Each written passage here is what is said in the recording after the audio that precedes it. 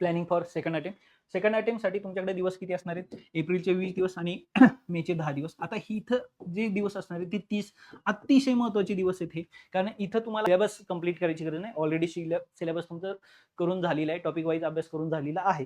मग ह्या 30 दिवसांमध्ये काय करायचंय तुम्हाला? मॉक टेस्ट द्यायची. काय द्यायची? मॉक टेस्ट म्हणजे होल सिलेबस. इथं जे पेपर होणार आहेत हे होल सिलेबस होणार आहेत. किती मार्काचे? 200 मार्काचे. म्हणजे आता इथे तुम्ही 30 द्यायचे, 40 द्यायचे, 50 द्यायचे का 60 मॉक टेस्ट द्यायच्यात, हा तुमचा विषय. ओके. म्हणजे दिवसाला तुम्ही 1, 2, 3 1 दिल्या तर 30 होतील आणि 2 दिल्या तर 60 होतील. त्याच्यामध्ये दिले तर एवढ्या टेस्ट तुम्ही देऊ शकता ह्या 30 दिवसांमध्ये.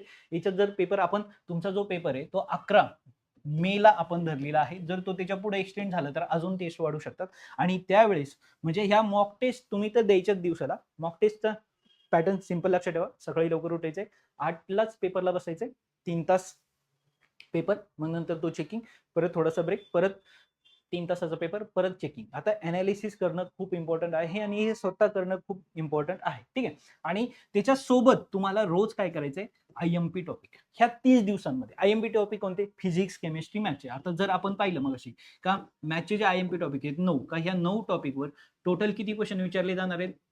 34 क्वेश्चन विचारले जाणार आहेत. म्हणजे ह्या 30 दिवसांमध्ये तुम्हाला काय करायचे? ते 9 टॉपिक स्टडी करायचे. असे फिजिक्सचे 9-10 टॉपिक भेटणार आहेत, केमिस्ट्रीचे 9-10 भेटणार आहेत. म्हणजे डेली तुम्ही एक इम्पॉर्टंट टॉपिक काय करू शकता? त्याचा अभ्यास करू शकता. म्हणजे साधारण तुम्ही एक मॉक टेस्ट दिली आणि एक इम्पॉर्टंट टॉपिकचे नंबर ऑफ क्वेश्चन सॉल्व्ह करून पाहिले तर साधारण मला वाटतं ह्या 30 दिवसांचं व्यवस्थित चांगल्या पद्धतीने प्लॅनिंग होऊ शकतं